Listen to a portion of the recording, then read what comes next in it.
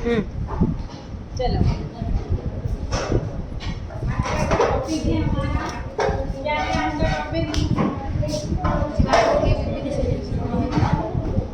सूक्ष्म मानव कल्याण में सूक्ष्म जीव पढ़ रहे हैं हम। तो उस चैप्टर के अंतर्गत आज हमको देखना है कि जो सूक्ष्म जीव है उनमें भी कौन जीवाणु, उन जीवाणुओं का अलग अलग क्षेत्रों में क्या महत्व है, किस किस काम आते हैं, बताओ।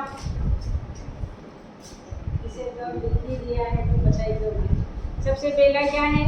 नाइट्रोजन स्थिरीकरण। अब क्या सोचा है आपने कि नाइट्रोजन स्थिरीकरण की पौधों को आवश्यकता क्यों हुई? और सबसे पहले नाइट्रोजन स्थिरीकरण किन पौधों में होता है? दलहनी पौधे, दाल वाले पौधे, लेग्यूम्स, फलीदार पौधे जितने भी होते हैं उनमें नाइट्रोजन स्थिरीकरण होता है। और किन की सहायता से होता है? जीवाणुओं की सहायता से होता है। तो ऐसा क्यों? जबकि हमारे वायुमंडल में 78% क्या है? नाइट्रोजन है। तो जो ज़्यादा है उसको तो अपन आसानी से ले सकते हैं। अपन मीन्स यहाँ पौधे की बात हो रही, पौधे आसानी से ग्रहण कर सकते हैं। तो ऐसा क्यों हो रहा है? उन पौधों में वायुमंडलीय नाइट्रोजन को अवशोषित करने की क्षमता नहीं होती है। तो जो जीवाणु होते हैं कौन से, ये लिखे हुए हैं, Azotobacter, Clostridium, Nitrobacter, rhizobium, Nitrosomonas या नीलहरी शैवाल यानी साइनोबैक्टीरिया, फ्लूग्रीनेसी। अब ये सब क्या करते हैं? वायुमंडलीय नाइट्रोजन को किस रूप में बदलते हैं? NO2 और NO3 नाइट्राइड और नाइट्रेट के रूप में चेंज कर लेते हैं और फिर उसको किसको दे देते हैं? पौधे को, क्योंकि ये पौधे में पाए जाते हैं। ठीक है। अब आपने देखा होगा जितने भी लेग्यूमिनेसी फूल के पौधे हैं उन सब की जड़ों में गांठें पाई जाती हैं। क्यों पाई जाती हैं? क्योंकि जितने भी ये नाइट्रोजन स्थिरीकारी जीवाणु है ये कहाँ? मिट्टी में रहते हैं। लेकिन इनको भी रहने के लिए क्या चाहिए? एक प्रॉपर जगह चाहिए। और इन जीवाणुओं में वो कैपेसिटी होती है कि ये वायुमंडलीय नाइट्रोजन को ग्रहण कर लेते हैं और उसका स्थिरीकरण करते हैं NO2 या NO3 के रूप में। तो अब पौधों को तो नाइट्रोजन मिल रही है NO2 या NO3 के रूप में, और इन जीवाणुओं को रहने के लिए जगह मिल रही है। इसलिए फलीदार पौधों में क्या होती है? नोड्यूल पाई जाती है, जड़ों में गांठें पाई जाती है। तो ये किसका महत्व है? जीवाणुओं का नाइट्रोजन स्थिरीकरण।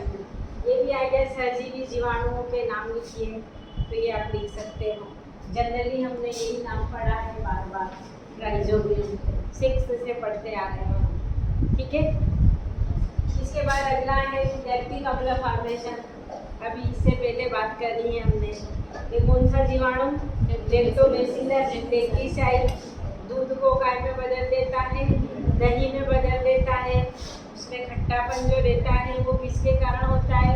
लैक्टिक एसिड के कारण। और वो जो दही वाला भाग परिवर्तित हो रहा है दूध का दही में, तो दूध की जो शर्करा होती है कौन? लैक्टोज। वो लैक्टोज शर्करा काय में कन्वर्ट होती है? दही के अंदर। और जनरली बैक्टीरिया हानिकारक ही होते हैं। हमने अभी इससे पहले बहुत सारे रोग देखे हैं, लेकिन कुछ बैक्टीरिया हमारे लिए लाभदायी भी होते हैं जो पाचन के लिए क्या होते हैं? आवश्यक होते हैं। इसलिए दही, और क्या होता है दही में? अम्ल तो होते ही है, कैल्शियम होता है, प्रोटीन होता है, और उपापचयी क्रियाओं के लिए कई एंजाइमों की सक्रियता इस लैक्टिक एसिड के कारण भी होती है। ठीक है। इसके बाद आगे देखिए एसिटिक एसिड निर्माण। अब एसिटिक एसिड का एक और नाम है क्या? जनरली जो हम दैनिक जीवन में क्या बोलते हैं? सिरका। जो हम पानी पदा से खाते हैं उसमें जो खट्टापन है वो काय के कारण होता है? सिरके, टाटरिन। ठीक। तो इसका जो व्यापारिक पैमाने पर उत्पादन है ये किसके द्वारा होता है? एसिडोबैक्टर एसिडाई के कारण। अब आगे आइए, अगली कैटेगरी रेशों की, फर्नीचर को मत बजाओ, रेशों की रेटिंग। अब पौधों के अंदर कई सारे रेशे होते हैं, फाइबर होते हैं। अब उन रेशों का उपयोग हम अपने दैनिक जीवन की कई सारे सामान बनाने में कर सकते हैं। उन पादप रेशों का उपयोग कई सारी चीज़ें बनाई जाती है जूट की, यानी पादप रेशों से मानव उपयोगी दैनिक जीवन की कई वस्तुएं बनाई जाती है। तो अब हम उन रेशों को जोड़ें, पहली बात तो हम उन रेशों को अलग ही नहीं कर पाएंगे, तो उन रेशों को अलग अलग करने का कार्य ये कहलाता है रेशों की रेटिंग, अलग करना। और उनकी क्वालिटी भी क्या होती है और मजबूती भी क्या होती है, बढ़ जाती है जीवाणुओं की क्रिया के द्वारा। तो कौन सा जीवाणु रेशों की रेटिंग करता है? Clostridium deuterium. ठीक है, इसके बाद जो अगला महत्व लिखना है हमको जीवाणुओं का तंबाकू और चाय उद्योग में। अब आपने देखा होगा तंबाकू, या कई पिक्चर्स में या कई फोटो देखे होंगे कि जो चाय है या तंबाकू है किस रूप में रहती है? बागान पत्तियों के रूप में रहती है। लेकिन हम जो खरीद के लाते हैं चाय पत्ती या तंबाकू, क्या वो पत्ती के रूप में ही रहती है क्या? किस रूप में रहती है? गोलाकार दानों के रूप में चेंज हो जाती है। तंबाकू जरूर छोटे छोटे बारीक बारीक टुकड़ों के रूप में होती है। तो आप देखो वो उस रूप से इस रूप में, जिस रूप में हम उपयोग कर रहे हैं उसको बदलने के लिए हमें किसकी आवश्यकता होती है? जीवाणुओं की ही। जीवाणु ही उसको उपयोगी रूप में बदल देते हैं। ये लिख रखा है तंबाकू और चाय की पत्ती का जो उपयोग हम कर रहे हैं उस गोलाकार दानेदार फॉर्म में लाना, ये कार्य क्या कहलाता है? सीजनिंग कहलाता है। और ये सीजनिंग का कार्य किसके द्वारा होता है? माइक्रोकॉकस कैंडिडास। ठीक है, इसके बाद जो अगला है कौन सा? औषधि निर्माण। कल हमने बात करी थी कि अलग अलग प्रकार के प्रतिजैविक कवकों द्वारा, एक्टिनोमाइसिटीज द्वारा और जीवाणुओं द्वारा प्राप्त होते हैं। तो यहाँ हम जीवाणुओं द्वारा जो 5 लिखे थे उनमें से कोई से भी एक दो नाम लिख दो, क्योंकि जीवाणुओं की सहायता से कई महत्वपूर्ण एंटीबायोटिक का निर्माण होता है जो कई सारी बीमारियों में उपयोग आते हैं। इसके बाद अगला आता है सहजीवी जीवाणु। अब देखो ये सहजीवी जीवाणु हमारी आंत के अंदर पाया जाता है, ई कोलाई। और ई कोलाई के बारे में एक बात और बताओ, सबसे ज़्यादा एक्सपेरिमेंट कौन से बैक्टीरिया के ऊपर हुए? ई कोलाई, या इसका पूरा नाम क्या है? ई कोलाई का पूरा नाम इस्चेरिचिया कोलाई, इसी के ऊपर किए गए हैं। अब ई कोलाई बैक्टीरिया या इसको एंटमीबा कोलाई भी कहते हैं। ठीक, ये क्या करता है? हमारी कई जैविक क्रियाओं में सहायता करता है, सहायक होता है।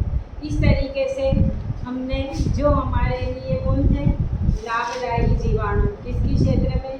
नाइट्रोजन स्थिरीकरण के लिए, लैक्टिक एसिड निर्माण में, एसिटिक अम्ल के निर्माण के लिए, या रेशों की रेटिंग चाय और तंबाकू उद्योग में, औषधि निर्माण में, या सहजीवी रूप में। इसके बाद ये तो हुआ विभिन्न क्षेत्रों में। इसके बाद एक और उपयोग बताओ आप जीवाणुओं का, पृथ्वी के लिए बताना, कोई हमारे लिए नहीं। क्या सारे जीवाणु खत्म हो जाए? पृथ्वी के ऊपर हो ही नहीं। जितने भी सूक्ष्म जीव हैं, ये सूक्ष्म जीव चाहे कवक हो, एक्टिनोमाइसिटीज हो, जीवाणु हो, विषाणु हो, जो भी हो, ये होना ही नहीं चाहिए, क्योंकि ये तो बीमारियां उत्पन्न कर रहे हैं। वायरस कुछ भी नहीं होना चाहिए पृथ्वी के ऊपर। तो अच्छा है, क्यों? क्या है? क्या जीवन? बोलो, क्या होगा पृथ्वी पर यदि सारे सूक्ष्म जीव समाप्त हो जाए?